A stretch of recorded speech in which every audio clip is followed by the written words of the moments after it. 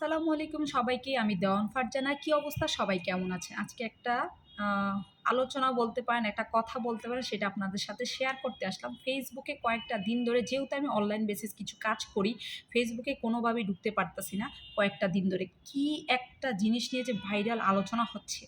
এত পড়াশোনা করে কি হবে? পড়াশোনা করে কে কি করছে? এই যে সবার একটা ডায়ালগ ফেসবুকে এটা চলতেছে। শুধুমাত্র কেন জানো? ওই যে রাফসানদা ছোট ভাই, উনি হচ্ছে উনার বাবা-মাকে অডি গাড়ি গিফট করেছে। সেই গাড়িটার দাম আমি জানি না। হোয়াটএভার ১ কোটি বা ১.৫ কোটি যাই হোক হইতেই পারে। ঠিক আছে? উনার যোগ্যতা আছে, তাই উনি উনার বাবা-মাকে গাড়িটা গিফট করছে। উনার ভালোবাসা থেকে উনি ওর বাবা-মাকে গিফট করছে। হ্যাঁ, উনি হচ্ছে ভিডিও কনটেন্ট ক্রিয়েট করে যেটাকে আমরা বলি। কিন্তু উনি তো আজকে আর কালকে আসে নাই প্ল্যাটফর্মে। উনার প্ল্যাটফর্মটা হচ্ছে অনেক বছর আগে থেকে। আমি উনার অনেক বছর আগে ভিডিও দেখেছি। উনি ধরেন অনেক বছর ধরে এই কাজটা করে। কিন্তু সবাই যে ফেসবুকে লাগাতার লিখতেছেন, স্ট্যাটাস দিতেছেন, পোস্ট দিতেছেন, আজকে বাধ্য হইলাম যে কিছু একটু কথা বলি যে পড়াশোনা করে কি হবে? আমাদের ইয়াং জেনারেশনটা একদম নষ্ট হয়ে যাচ্ছে। এই কথাগুলা শুনতে আর ইচ্ছা করতেছে না। এই কারণে একটু বললাম, ভাই পড়াশোনা করে কি হবে? আপনাদের যে রাফসানদার ছোট ভাই, যাকে নিয়ে এত কিছু, এত আলোচনা, এত সমালোচনা, ও কি অশিক্ষিত? আপনাদের কি তাই মনে হয়? না, ও কিন্তু অশিক্ষিত না। ওর হচ্ছে কথাবার্তাগুলো শুনেন, ওর প্রনাউন্সিয়েশন গুলো শুনেন। ও কিন্তু খুবই ভালো একটা জায়গা থেকে আমার জানার সাথে গ্র্যাজুয়েশন কমপ্লিট করেছে। আর কি করেছে সেটা আমি জানি না। তো ও কি অশিক্ষিত? হ্যাঁ, ও এটার পাশাপাশি ও ভিডিও কনটেন্ট কাজ করে। এখন এটা প্রফেশনাল ভাবে নিয়েছে। তো ও নিয়েছে। তো কি হয়েছে আপনাদের? আপনারা কেন ফেসবুকে সবাই এগুলা লেখালেখি করতেছেন? পড়াশোনা করে কি হবে? এটার এক্সাম্পল আমি নিজে দেওয়ান ফারজানা। ঠিক আছে? আমি হচ্ছে ওরকম বড় কিছু হইতে পারিনি, সত্যি কথা।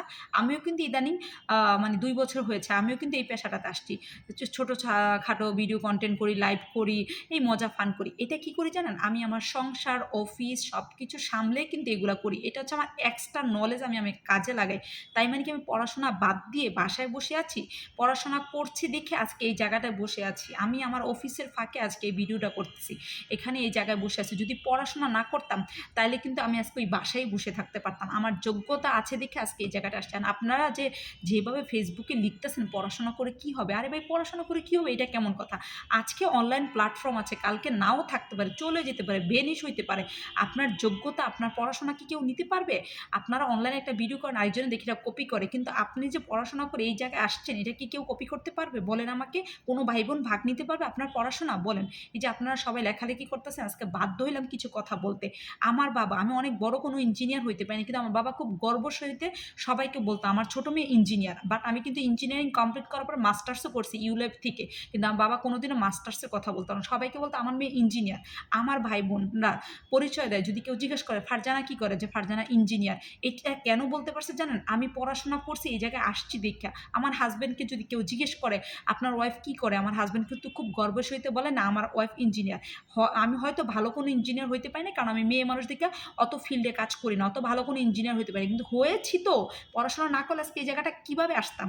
আমাকে কেউ জিজ্ঞেস করে, "আপনার হাসব্যান্ড কি করে?" আমার হাসব্যান্ড ব্যাংকার। এটা যে আমি কত গর্বের সহিত বলি, এটা আপনারা চিন্তাই করতে পারবেন না। এখন ভিডিও কনটেন্ট কেউ তৈরি করতেই পারে। এটা তার এক্সট্রা নলেজ। এক্সট্রা নলেজ থেকে কাজে লাগাইতেই পারে। কিন্তু পড়াশোনা না করে আপনি ওই জায়গায় কিভাবে যাবেন? সবাই যারা হচ্ছে একটু অন্য টাইপের ভিডিও, ফানি-টানি ভিডিও বা একটু অন্য টাইপের ভিডিও বানায়, তাদের লেভেলটা ওই লেভেলের। কিন্তু রাফসানদা ছোট ভাইয়ের লেভেল কিন্তু ওই লেভেল না।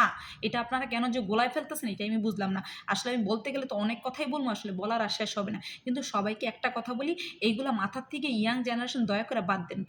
পড়াশোনা করে আপনি যদি পারেন নাচেন, গান, আপনার যা আ এক্সট্রা এক্টিভিটিস এগুলা কাজে লাগান। কিন্তু পড়াশোনা করে কি হবে? এই কথাটা প্লিজ ফেসবুকে বলবেন না। এটা আমার আর দেখতে ইচ্ছা করতেছে না, শুনতে। পড়াশোনা না করলে আজকে এই জায়গায় কিভাবে আসতাম? মানুষের সাথে কিভাবে মিশতাম? মানুষের সাথে কিভাবে জানতাম? যারা হচ্ছে থার্ড ক্লাস ভিডিও কনটেন্ট করে, ওদের সাথে যে সবাইকে কম্পেয়ার করেন তাহলে তো হবে না। হ্যাঁ, মানুষ হচ্ছে লাখ, লাখ কোটি টাকা ইনকাম করতেছে ভিডিও কনটেন্ট করে। Okay fine. কিন্তু পড়াশোনা কইরা আগে আসুক না। তো সবাই তো পড়াশোনা করে আসে নাই। সবাই তো সবকিছু না। কিন্তু কেউ একদম ভালো কোয়ালিফাইড। আমি নিজে তাদেরকে চিনি ভিডিও কনটেন্ট যারা করে, যাকে নিয়ে এত কথাবার্তা হচ্ছে। ওর যোগ্যতা ডিজার্ভ করে ভাই। ও যে ভিডিও করে আর যে অনেক আগের থেকে এটার পিছনে লাগছে, তাহলে ও পারবে না? ওর এটা যোগ্যতা। আর ওর ব্যবহার, ওর কথাবার্তা সবকিছু দেখেন আলাদা, ৮-১০ টা মানুষের থেকে একটু আলাদা, যেটা আমিও পারি না। হয়তো আমিও এগুলা করতে পারি না, কারণ হচ্ছে আমি এইভাবে প্রফেশনাল না। কারণ আমার চাকরিটা, আমার সংসারটা, আমার বাচ্চাটা হচ্ছে মেন প্রফেশনাল।